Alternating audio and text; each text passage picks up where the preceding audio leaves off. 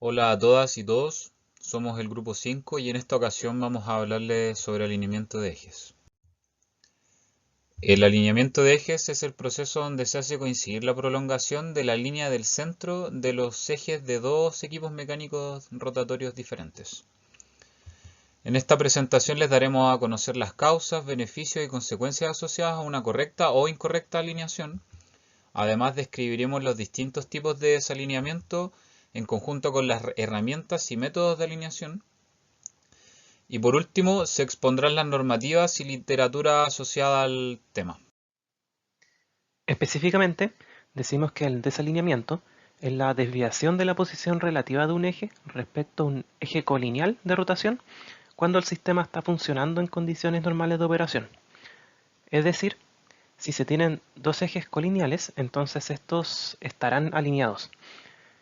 El desalineamiento se mide en los puntos de flexión de los acoplamientos de los ejes porque estos se ven obligados a adaptarse a la condición de desalineamiento, y es ahí donde se produce el desgaste y la transferencia de potencia. En la imagen de la derecha se ven los puntos de flexión de varios acoplamientos y es posible que existan uno o varios puntos de flexión dependiendo del tipo de acoplamiento que se utilice. Entre las causas del desalineamiento de ejes tenemos distintos factores. En primer lugar, encontramos los esfuerzos excesivos al que están sometidos algunas máquinas, lo cual termina generando movimientos indeseados dentro de ellas, afectando a los componentes, como por ejemplo un eje. Vibraciones mecánicas elevadas, que afectan principalmente con el acoplamiento eje. Fallas en los rodamientos, dilataciones térmicas debido a un exceso de calor no esperado en algún componente, montajes incorrectos que influyen con la instalación de las máquinas y por último componentes defectuosos o deteriorados, ya que cualquier problema, por mínimo que sea, puede significar un problema mayor para la maquinaria, como es el desalineamiento de ejes. A pesar de ser un fenómeno presente en prácticamente todo equipo de funcionamiento rotatorio, ya sea en un alto o bajo nivel, el desalineamiento es un fenómeno difícil de detectar por sí mismo. Por ende, su detección pasa a realizarse a través de la sintomatología desarrollada por este fenómeno. Estos síntomas son lo que podemos llamar consecuencias del desalineamiento. Entre estos síntomas podemos encontrar el fallo prematuro en piezas involucradas en la rotación de estos equipos, como lo son sellos, ejes, rodamientos o acoples. El aumento de la temperatura en puntos localizados, en presencia de excesivas filtraciones de líquido lubricante y la menor vida útil de ciertas piezas en comparación a otras que cumplen el mismo rol. Sin embargo, se debe observar esta problemática de una forma más global y entender que su real impacto es la pérdida de fiabilidad y por ende de productividad de equipos, de líneas productivas y de fábricas completas. Este impacto productivo y por ende económico es la real consecuencia del mal alineamiento y la que justifica que este fenómeno sea correctamente controlado y corregido a tiempo. Así, ya habiéndose hablado de las consecuencias del desalineamiento, podemos ver aquí un ejemplo de desgaste provocado por este fenómeno. En las imágenes se puede ver las partes que componen el cojinete de un sistema, por un lado para el lado del acople, y a la izquierda de la pantalla y en la derecha de la pantalla un cojinete en el lado opuesto al acople. Se puede observar en el cojinete del lado del acople que la pieza externa se ve una huella generada por causas de desgaste, que lleva una trayectoria desalineada con respecto a la forma de la misma pieza. En este caso, este es un caso de demostración de desalineamiento, y como se puede observar en comparación al cojinete opuesto al lado del acople, el desgaste del primero es mayor, mostrando una mayor abrasión entre los elementos que componen dicha pieza. Entre los tipos de desalineamiento de ejes que afectan en el buen funcionamiento de la máquina, tenemos en primer lugar el desalineamiento paralelo o radial, el cual sucede cuando existe un desfase entre ejes, debido a una separación perpendicular entre las líneas centrales del eje. Este problema ocasiona que las máquinas utilicen una mayor fuerza que la esperada. Después tenemos el desalineamiento angular o axial, el cual ocurre cuando las líneas centrales del eje generan un ángulo entre sí. Este problema genera fuertes vibraciones axiales debido al momento flector generado por cada eje. Por último, se tiene el desalineamiento combinado, el cual ocurre cuando existen los dos tipos de desalineamiento a la vez. Ahora presentaremos las principales herramientas para la medición del desalineamiento. Dentro de estas vamos a encontrar dos grupos principales. El primer grupo corresponde a las de tipo mecánicas, donde podemos encontrar cintas métricas y reglas, calibres de espesores cónicos, calibradores deslizantes, micrómetros, comparadores de carátula y alineamiento óptico. Algunas de estas herramientas son bastante simples y por lo mismo nos permitirán conocer el desalineamiento con un grado de exactitud menor que otras herramientas. Dentro del otro grupo encontraremos las herramientas de tipo electrónicas, donde encontramos sensores de proximidad, transformadores diferenciales lineales variables, codificadores ópticos, láseres y detectores, interferómetros y por último dispositivos de par de carga.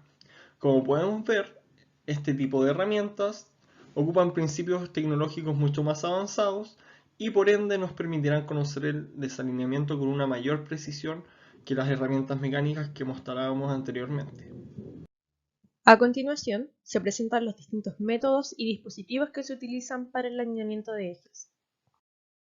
El método de regla y nivel es quizás el método más antiguo de alineación. Se trata del empleo de un elemento rígido y liso, como una regla metálica, la cual se ubica sobre los ejes que deben alinearse perfectamente en sentido horizontal. Con una herramienta de nivel se verifica la corrección de la posición de los ejes.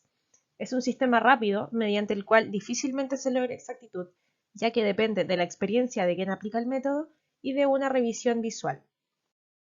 El método de indicadores alternados se puede utilizar en el 60 o 70% de la maquinaria rotativa existente. Es uno de los métodos con reloj comparador preferidos para medir ejes rotativos de maquinaria. Los soportes se fijan a ambos ejes, como se puede ver en la figura, y los comparadores de carátula se utilizan para medir la desviación de un eje respecto al otro. Se rota completamente el eje que no está fijo hasta llegar al punto inicial. Con esto se observa cuán desviado se está del eje fijado. Se realiza el mismo procedimiento para ambos ejes. Sus ventajas son que presenta mayor precisión que el método de cara y borde y que los movimientos axiales no afectan la medición. Como desventaja tenemos que se deben rotar ambos ejes y es difícil visualizar las posiciones de estos. El método de cara y borde es de las primeras técnicas utilizadas para alinear ejes mediante relojes comparadores. Es similar a la forma en que maquinistas centran y escuadran piezas de trabajo en tornos y molinos.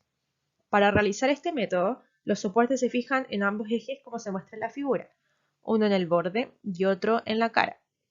Los comparadores de carátula se utilizan para medir la desviación de un eje respecto a otro y para corregirla. Este procedimiento se realiza en ambos ejes. Entre las ventajas se encuentra que es un buen método para diámetros grandes y cuando no se puede o es difícil rotar uno de los ejes. Como desventaja, los movimientos axiales afectan la medición y no es tan preciso en diámetros menores a 8 pulgadas. Ahora les presentaremos el método de doble radio. Este método es poco conocido ya que tiene condiciones especiales para poder lograr una precisión suficiente, pero en el caso de que se puedan cumplir estas condiciones, se tendrá una mejor exactitud con respecto a los métodos que le hemos descrito anteriormente. Para que esto sea posible, se requiere que el radio en donde se efectúa la medición más cercana, o sea, donde está el comparador de carátulas de la izquierda en la imagen, esté a una distancia de 76 milímetros, al menos, del comparador de carátulas que se encuentra en la derecha. Dentro de las ventajas de este método es que solo se debe rotar un eje. También posee una gran exactitud si es que existe una mayor distancia entre los dos puntos de medición. Y en el caso de que los ejes estén asentados en rodamientos que permitan los movimientos axiales y existen estos movimientos, no afectarán en la medición. Y la mayor desventaja es que usualmente la longitud del eje es limitada. Otro método es el método cara a cara. Este se utiliza para configuraciones como las que se puede ver en la imagen, en donde es necesario medir el ángulo entre la línea central de cada eje con el eje intermedio. Cabe destacar que el eje intermedio permanece en su lugar durante el proceso de la medición. Como indica el nombre de este método, se realiza la medición en la cara de los dos acoplamientos pertenecientes al eje intermedio.